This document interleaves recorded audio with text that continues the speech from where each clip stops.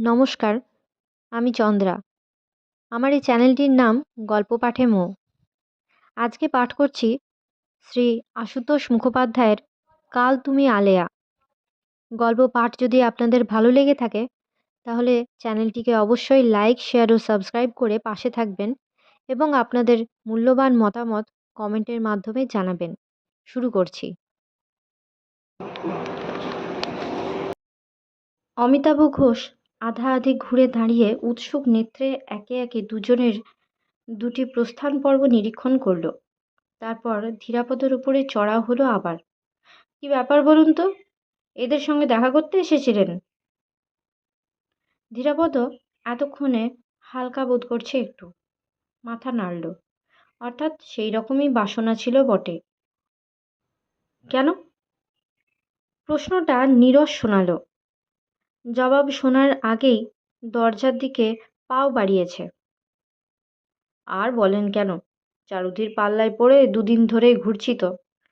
তাকে অনুসরণ করে ধীরাপদ ঘর থেকে বেরিয়ে এলো। একদিনের অল্প আলাপের এই একজনকেই কিছুটা কাজের লোক মনে হয়েছে। চারুদির নাম শোনার সঙ্গে সঙ্গে ম্যাজিকের মতো কাজ হলো বুঝি। আবার বিস্ময় আর আগ্রহ। চারু মাসি পাঠিয়েছে আপনাকে? কেন? চাকরি? কি জানি কেন, ধরে বেঁধে তো পাঠিয়েছেন। সিঁড়ির মুখে এসে দাঁড়িয়েছিল দুজনেই। অমিতাভ ঘোষ ফিরে এবারে ভালো করে নিরীক্ষণ করলো তাকে। সব প্রশ্ন খুশির আভাস। চলুন নিচে। হাত বাড়িয়ে ধীরাপদর কাঁধ বেষ্টন করে নিচে নামতে লাগলো। আপনি তাহলে চারু মাসির রিপ্রেজেন্টেটিভ, তাই বলুন। কি আশ্চর্য! ধীরাপদর মনে হলো আশ্চর্য বলেই এত খুশি, আর হঠাৎ এই অন্তরঙ্গতাও চারুদির কারণে। তাকে সঙ্গে করে ফুলবাগান পেরিয়ে সামনের মস্ত একতলা দালানের দিকে পা চালিয়ে অমিতাভ ঘোষ উৎফুল্ল কণ্ঠে বলে উঠল, তা আপনি এদের কাছে ঘুরছেন কেন? মামার সঙ্গে দেখা করুন। ধীরাপদ বুঝে নিল মামাটিকে। মানকের মুখে শোনা ভাগ্নেবাবুর সমাচারও মনে আছে। দেখা করেছিলাম, চারুদি তার কাছে চিঠি দিয়েছিলেন, কিন্তু তিনি পরে কথা বলবেন বলেছিলেন। দুদিনের মধ্যে তার তো দেখাই পাওয়া গেল না। দেখা পাওয়া শক্ত, হাসতে লাগলো। দুটো দিন কি বেশি হলো? 2 মাস তো হয়নি। পকেট হাতড়াতে লাগলো। সিগারেট আছে? থাক, আমার টেবিলেই আছে বোধহয়। তাহলে আপনারা ভাবনাটা কিসের এখন? ভাবনা নয়, এদের মেজাজ গতিক ঠিক সুবিধার লাগছে না। অমিতাভ ঘোষ হা হা করে হেসে উঠল এক প্রস্থ। এ মাথা ও মাথা সেট দেওয়া এক মস্ত ফ্যাক্টরি ঘরের মধ্যে ঢুকে পড়েছে তারা। তপ্ত গুমোট বাতাস, লোকজন গলদঘর্ম হয়ে কাজ করছে। ইলেকট্রিক প্লেট বসানো সারি সারি চৌবাচ্চার মধ্যে কী সব ফুটছে। লোহার ফ্রেমে ঝুলছে মিটার বসানো মস্ত মস্ত ড্রাম। বোধহয় শুকনো হচ্ছে কিছু। অদূরে কাঁচঘরের মধ্যে বিদ্যুৎ শক্তিতে বিশাল বিশাল জাঁতার মতো ঘুরছে কি, আর তাল তাল একটা কঠিন সাদা পদার্থ পিষে গুঁড়ো গুঁড়ো হয়ে যাচ্ছে। সেই তকতকে গুঁড়ো সারি সারি ভ্যাটের মধ্যে ময়দার স্তূপের মতো দেখাচ্ছে। চারিদিকে গোঁ গোঁ শোঁ শোঁ এক টানা যান্ত্রিক শব্দ। ভেতরে ঢুকেই বাঁ দিকে অল্প একটু ঘোরানো জায়গায় চিফ কেমিস্টের টেবিল চেয়ার। বসুন। নিজেও বসল। তারপর তাচ্ছিল্যে সুরে বলল, আপনি নিশ্চিন্ত মনে চুপচাপ বসে থাকুন। যার কাছ থেকে আসছেন এদের মেজাজের ধার ধারতে হবে না আপনাকে। মামার সঙ্গে দেখা হলে আমি কথা বলবো ক্ষণ। হৃষ্ট চিত্তে সিগারেট ধরালো একটা। ধীরাপদ আবারও মনে হলো সে চারুদির লোক, চারুদির কাছ থেকে আসছে। আপনজনের মতো লোকটির এই প্রসন্ন অন্তরঙ্গতা শুধু সেই জন্যেই, আর কোনো হেতু নেই। ধীরাপদর ভালো লাগছে বটে, সেই সঙ্গে বুদ্ধির অগম্য কিছু হাতড়েও বেড়াচ্ছে। চারুদি কাউকে পাঠাতে পারে এ কি জানতো নাকি? বোধহয় জানতো, নইলে চারুদির রিপ্রেজেন্টেটিভ বলবে কেন ওকে? চারুদির লোক বলেই ওর জোরটা যেন ঠুনকো নয় একটুও। অথচ যে বলছে নিজে সে চারুদিকে পরোয়া কতখানি করে তা ধীরাপদর নিজের চোখেই দেখেছে সেদিন, নিজের কানেই শুনেছে। অবশ্য পরোয়া কাউকেই করে বলে মনে হয় না। ছোট সাহেবের ঘরে বসে স্বয়ং বড় সাহেবের উদ্দেশ্যেই তো তার নিঃশঙ্ক ব্যঙ্গোক্তি শুনে এলো খানিক আগেই। চেয়ারের কাঁধে মাথা রেখে অমিতাভ ঘোষ পরম আয়েসে সিগারেট টানছে। গোটা কতক লম্বা টানে, সিগারেট অর্ধেক। কিন্তু বেশিক্ষণ নয়, একটু বাদেই বিপরীত রোষে খুশির আমেজ খান খান। অদূরের মিটার বসানো ড্রামগুলোর ওদিক থেকে একজন অল্পবয়সী কর্মচারী কাছে এসে জিজ্ঞাসা করল, আধঘণ্টা মিটার দেখা হয়েছে, আর হিট দেওয়ার দরকার আছে কিনা। চেয়ারের কাঁধে তেমনি মাথা রেখে চিফ কেমিস্ট আগন্তুকের মুখের উপরে অলস দৃষ্টি নিক্ষেপ করল একটা। তুমি নতুন এলে এখানে? জবাবে কর্মচারীটির নিবেদন। গত দুদিন চিফ কেমিস্টের অনুপস্থিতিতে মিস সরকার কাজ দেখেছেন। ৪৫ মিনিটের বদলে তিনি আধঘণ্টা মিটার দেখতে নির্দেশ দিয়ে গেছেন। যান্ত্রিক পরিবেশের সমস্ত শব্দ ছাপিয়ে হঠাৎ যেন বাজ পড়ল একটা, গেট আউট! চিফ কেমিস্টের গোটা মুখ রক্তবর্ণ, চেয়ার ছেড়ে উঠে দাঁড়িয়েছে। মার মুখো চিৎকার, সঙ্গে সঙ্গে টেবিলের উপরে প্রচণ্ড চাপড়। লোকটা সত্রাসে পালিয়ে বাঁচল। কাছে দূরে সকলেই ফিরে ফিরে তাকাচ্ছে। ধীরাপদ হতভম্ব। স্ত্রিয়াং চরিত্রং পুরুষস্য ভাগ্যং। স্ত্রীলোকের চরিত্র আর পুরুষের ভাগ্য। মানুষ কোন ছাড় দেবতাদেরও বোধের অগম্য নাকি? বচনটি জানা ছিল, তা বলে ভাগ্যের সিঁড়ি রাতারাতি ঊর্ধ্বমুখ হতে পারে কোনোদিনও, এমন আশা ধীরাপদর ছিল না। আর রমণী চরিত্র প্রসঙ্গে উক্তিটা একমাত্র সোনা বৌদের বেলাতেই প্রযোজ্য বলে বিশ্বাস করত। কিন্তু চারুদির বাড়ি এসে প্রাজ্ঞবচনের নিগূঢ় ইঙ্গিত অনেকটাই প্রসারিত মনে হলো। নিজের ভাগ্যের ওপরকার পুরু পর্দাটা এক দফা নড়ে চড়ে উঠল। চারুদির মধ্যেও জটিল নারীরীতির বৈচিত্র্য দেখল একটু।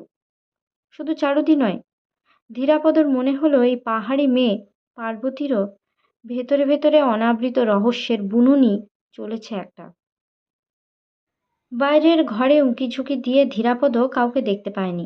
মালি ওকে দেখে খবর দিয়েছে, তারপর ফিরে এসে ভেতরে যেতে বলেছে। এসো, তোমার আবার বাইরে থেকে খবর পাঠানোর দরকার কি? সোজা চলে এলেই পারো। দোরগোড়ায় এসে দাঁড়ানোর আগেই চারুদির আহ্বান। ধীরাপদ বুঝল না, সেই এসেছে চারুদি জানল কি করে। মালির নাম বলতে পারার কথা নয়। বাইরে স্যান্ডেল জোড়া খুলে ঘরে ঢুকে বেশ একটু সংকোচে পড়ে গেল। তকতকে মেঝেই বসে চারুদি একটা মোটা চিরুনি হাতে পার্বতীর কেশ বিন্যাসে মগ্ন।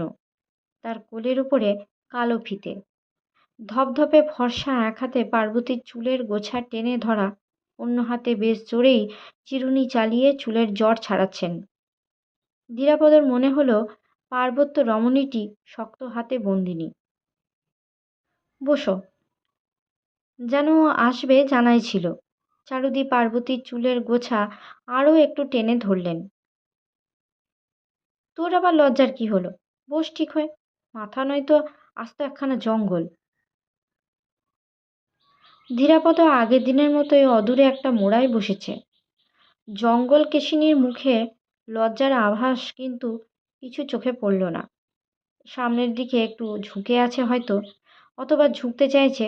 চারুদির কেশাকর্ষণে সেটা সম্ভব হচ্ছে না। এটুকু ছাড়া মুখভাবে আর কোনো তারতম্য নেই। ওর লজ্জার লক্ষণ চারুদিই ভালো জানেন। তার অগোচরে ধীরাপদ মেয়েটার দিকে দুই একবার চোখ না চালিয়ে পারল না। পাথরের মূর্তির মতো নিশ্চল বসে আছে। সামান্য ব্যতিক্রমে ৮ বসনের বাধা ভেঙে তনুতরঙ্গ উপচে ওঠার সম্ভাবনা। পরিচারিকার প্রতি কর্ত্রীর এই বাৎসল্যটুকুও মিষ্টি। এরই মধ্যে ছাড়া পেলে কোথা থেকে আসছো? দ্রুত হাত চলছে চারুদির। ফ্যাক্টরি থেকে। চারুদির উৎসুক নেত্রে তাকালেন। অমিতের সঙ্গে দেখা হয়েছে? ধীরাপদ মাথা নেড়ে জানালো, হয়েছে। এলো না কেন? আজ আসবে ভেবেছিলাম, টেলিফোনে বলেও ছিল আসবে। তোমার সঙ্গে আলাপ সালাপ হয়েছে ভালো মতো? আজই হলো। ধীরাবতর দুচোখ পার্বতীর মুখের উপর আটকানো কেন নিজেও জানে না। অন্তঃস্থলের রসিক মনটির অনুভূতির কারিগরি আরও বিচিত্র। একজনের আশার সম্ভাবনার সঙ্গে চারুদের এই বাৎসল্যের একটা যোগ উঁকি ঝুঁকি দেয় কেন, তাই বা কে জানে। চটপট চুল বাঁধা শেষ করে চারুদি যেন মুক্তি দিলেন মেয়েটাকে। বললেন, কি আছে মামাবাবুকে তাড়াতাড়ি এনে দে, খেটে খুটে এসেছে। খেটে আসুক আর না আসুক, ধীরাপদর খিদে পেয়েছে। পার্বতীর প্রস্থান। চারুদি উঠে ভিজে তোয়ালে দিয়ে হাত মুছতে মুছতে তাকালেন ওর দিকে। ধীরাপদর চোখ তখনও দোরগোড়া থেকে ফেরেনি। আপন মনে হাসছিল একটু একটু। চারুদির চোখে চোখ পড়তে কৈফিয়তের সুরে বলল, মনিব ভালো পেয়েছে। তোয়ালে রেখে চারুদি খাটে বসলেন। তুমি কেমন মনিব পেলে শুনি? সেদিন এসেও ওভাবে চলে গেলে কেন? পার্বতী বলছিল। ধীরাপদ অপ্রস্তুত। তার সেদিনের আশাটা কেউ টের পেয়েছে একবারও ভাবেনি। কিন্তু পেলেও এ প্রসঙ্গ চারুদির অন্তত উত্থাপন করার কথা নয়। এসেও ওভাবে ফিরে গেল কেন, সেটা তার থেকে ভালো আর কে জানে। ওকে স্থূল বিড়ম্বনার মধ্যে ফেলে কৌতুক উপভোগ করাটাই চারুদির উদ্দেশ্য বলে মনে হলো না। চারুদি যেন বলতে চান, লাল গাড়ি দেখে তুমি পালিয়েছ, কিন্তু পালাবার কোনো দরকার ছিল না। সংকোচের ব্যাপারটা গোড়া থেকেই কাটিয়ে নিতে চান হয়তো। জবাব এড়িয়ে বলল, তোমার পার্বতী পাহারাদারও কড়া দেখছি। খুব। এ নিয়ে আর ঘাঁটাঘাঁটি করলেন না চারুদি। চিঠি খোলার খবরটা হিমাংশু মিত্র বলে গেছেন কি না তাও বোঝা গেল না। জিজ্ঞাসা করলেন, কি হলো বলো, কাজ করছো? কি কাজ? ও মা, সে আমি কি জানি, কাজে লাগোনি? ধীরাপদ মাথা নাড়ল, তারপর হেসে বলল, শুধু তুমি কেন, কেউ জানে না। চারুদি অবাক। এই যে বললে ফ্যাক্টরি থেকে আসছো। গেছিলাম একবার। হালকা করেই বলল। তুমি এভাবে আমার মতো একটা লোককে ওদের মধ্যে ঠেলে ঠুলে ঢোকাতে চাইছো কেন? ও থাকবে। ভালো লাগছে না? চারুদি হঠাৎ বিমর্ষ, একটু বিরক্ত। তার কিছু একটা প্ল্যান যেন বরবাদ হতে চলেছে। এখনো তো কাজই শুরু করনি, এরই মধ্যে এ কথা কেন? কাজের জন্য নয়, ওরা ঠিক। ওরা কারা? ধীরাপদ আর কিছু বলে উঠতে পারল না। অভিযোগ করতে চায়নি, অভিযোগ করার নেইও কিছু। যাওয়া মাত্র সকলে তাকে সাদর অভ্যর্থনায় গ্রহণ করবে এমন প্রত্যাশাও ছিল না। এই দুদিন ঘোরাঘুরি করে নিজেকে একেবারে বাইরের লোক আর বাড়তি লোক মনে হয়েছে বলে এই কথাটা তুলেছিল। কিন্তু চারুদি আমল দিলেন না। খুঁটিয়ে খুঁটিয়ে এই দুটো দিনের খবর শুনলেন। তারপর একটু আশ্বস্ত হয়ে বললেন, কাজে না ঢুকেই পালাতে চাইছ? এক নম্বরে কুঁড়ে তুমি। দুটো দিন সবুর করো, সব ঠিক হয়ে যাবে। ওরা সত্যিই এখন ব্যস্ত খুব। একটু থেমে আবার বললেন, আর একটা কথা, ওখানে কাজ করতে গেছো বলে নিজেকে কারোর অনুগ্রহের পাত্র ভাবার দরকার নেই। তুমি তো যেতে চাওনি, আমি তোমাকে জোর করে পাঠিয়েছি। তার জোর করে পাঠানোর জোরটা কোথায় সঠিক না জানলেও ধীরাপদর আবারও মনে হলো জোর কোথাও আছেই।